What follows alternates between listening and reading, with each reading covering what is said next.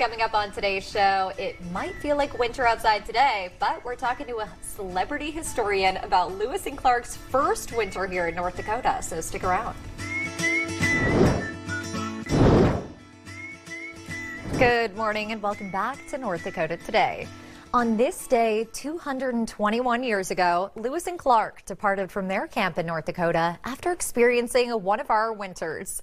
Here to guide us in exploring our local contributions to the legendary Lewis and Clark expedition is celebrity historian Raffi Andonian, who of course always takes us on a journey to discover our past. Good morning, Raffi. Hey, good morning. I'm ready for the journey, I mean, prepared to go out on the frontier. And like you said, exactly today in 1805 is when Lewis and Clark departed from their winter quarters in North Dakota. Well, it looks like you could have been back in there in the 1800s as well with this hat. I love it. So tell me, what is so significant about North Dakota in the story of Lewis and Clark? North Dakota comes in at a key place. Let's set up the moment before then, because of course Lewis and Clark depart from St. Louis. They're coming up the Missouri River. They're going against the current. At points, it's so muddy and there's so many obstacles that the men actually have to step out of the boat and like drag it in the water and like walk it through the water. Think about that. They're averaging close to 10 miles a day by the time they get to Fort Mandan in North Dakota. So it shows you how slow the pace is. A couple months in, they're still in the state of Missouri. They slowly kind of make their way up. And there's even discipline issues along the way. In fact, there's one point where one guy breaks into the whiskey and they have to discipline him in a court martial. Another guy falls asleep while he's standing guard, and he actually gets 100 lashes during the trip. So there's a lot of crazy stuff going on. They all get sick. They're taking laxatives. So that is going to be an interesting journey when you're going through the water. And now winter is coming because of all these obstacles and challenges, and they find themselves in North Dakota. So think about that. And they're nowhere near where they thought they would be. They were hoping to get near the Pacific. Their maps aren't so great. They're obviously nowhere near the Pacific. So they got to find a safe place to winter, because they get to a point which is about Fort Mandan, which is close to Bismarck, where they're about to go off their map, if you will, and they end up hitting where the Mandan area is, or the Mandan people, who have multiple villages with a population of close to 5,000. To give you context, that's more than was in St. Louis, where they departed from. It's more than Washington, D.C., back home. So it's a pretty sizable set of villages that they come across. And the Mandan people invite them to stay winter camp, which is why you have the term Fort Mandan. They have to fortify across the river from them. And thank goodness they did, because that winter in North Dakota is pretty rough, as you might imagine. Oh, yeah. One of the accounts in North Dakota by one of the men says it was the coldest winter that he had ever felt. Of course, these guys are from the East Coast. They don't know winter in the East Coast. Even in New England, they don't know winter. In fact, William Clark, he actually was recording his temperature, his thermometer for the journals, right?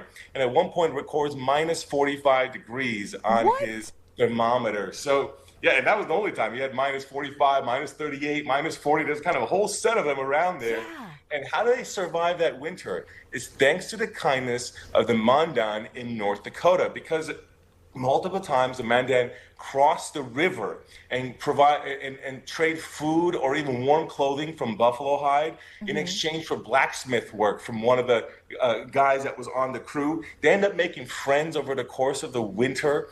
For example, playing fiddle. One of the crew members plays fiddle, and then and they would take turns watching each other dance, just kind of doing these friendly kinds of things. And when they finally make it through the winter, as I mentioned, today on April 7th in 1805 is when they finally are going to set and depart from the Mandan area. And in that moment, they send a dozen people from their expedition back to St. Louis with a bunch of goodies, with a bunch of journals and writing, and even some live animals, two of which do make it live all the way back to D.C., where Jefferson is, President Jefferson, the prairie dog, by the way, which he puts on display. You know where he puts them on display? At Independence Hall, where he had written the Declaration of Independence 30 years earlier. Can you believe that? Talk about symbolizing America, right? I know, it's unreal. So back in North Dakota, though, at that moment also, what emerges is a cohesive team. No longer was this kind of a group of people with discipline issues. That doesn't happen anymore moving forward. They've obviously survived the winter together. They've had a good time together.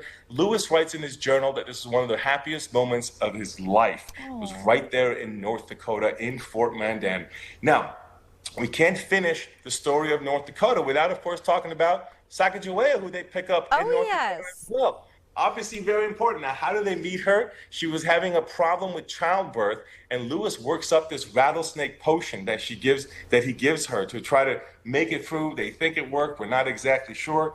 But she was someone who was actually Shoshone, captured by the Hidatsu, and now was living in Mandan, having been married to a French fur trader who had 2 wives. So there's kind of a lot of cultures that she had gone across, and she ended up playing a key role in that journey. At one point, when her husband, who Lewis and Clark took along because they thought, they want Sacagawea because of her interpretive skills. The husband that Lewis said is of no particular merit, but we had to take him along so that we can get Sacagawea and the little newborn baby. They take them all along, and at one point he loses, the husband loses control of the boat. It's Sacagawea that saves those journals that we have those accounts from today, all the animals and plants that were captured. Wow. And of course, her interpretive skills to do translations between some of the tribes and be able to come over to English. And finally, for her, if you think about it, she's returning home when she's going west, because that's the area where she was originally from.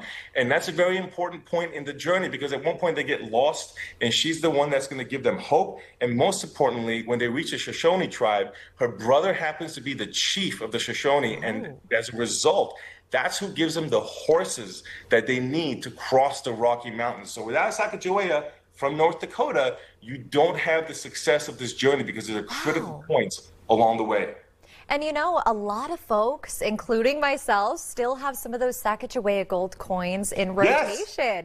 That's right. Is that what there you're about to pull out? I have a couple out? right here. I'm glad you mentioned it. Yes, the $1 Native American coin program at the U.S. Mint. They, of course, put different tribal people on the backside of it each year. But what's consistent is Sacagawea on the front side of it. And, of course, along the way, they had make friends. We're talking about friendly relations. This is a replica of the peace medal that Jefferson, multiple peace medals that they went with. For Jefferson on the front, and on the back was a handshake symbol, so showing that we want to come in peace. And speaking of North Dakota, Sacagawea is important in the story of peace, not only because of her language skills, but when she comes with a little baby, it shows to a lot of the tribes that this is probably not a war party. So that initial interaction, there were some challenges in some places, but generally speaking, that initial interaction was friendly, because you're not going to come with a mother and a little newborn if you're a war party. So it's a good symbol to have. Wow, I never knew so much North Dakota history was enriched in this expedition. Now, of course, I have to ask, we have about a minute left. What happened to the members of this epic journey in life after this expedition? It's pretty sad and happy in some ways. Lewis commits suicide years later because he has some trouble as the governor of the new territory. Clark gets married, has a kid, actually pays for the schooling of that child under Sacagawea. But you also have a guy named Patrick Gass, who is the oldest surviving member of the expedition. He lives till 1870 through the Civil War, tries to join the Civil War Army in the 1860s, in his 90s, believe it or not. And then there's a guy named John Cotter, who becomes the first mountain man. He leaves the expedition on the way home and is the first U.S. citizen that we know of to go through Yellowstone and Grand Tetons, becomes a mountain man, although he dies within a few years also because it's a rough life. And of course, Thomas Jefferson himself ends up, finishing his presidency, but is exhilarated to learn so much from this expedition because he loved knowledge. Sacagawea herself also died shortly after the expedition, just a few years later, after having a second child. But her son lived in St. Louis thanks to Clark funding the education. And Clark stays in St. Louis, ends up becoming friends with many of the Indian tribes across the West as a chief of the Bureau of Indian Affairs here in St. Louis, where I sit right now, a few miles from his grave.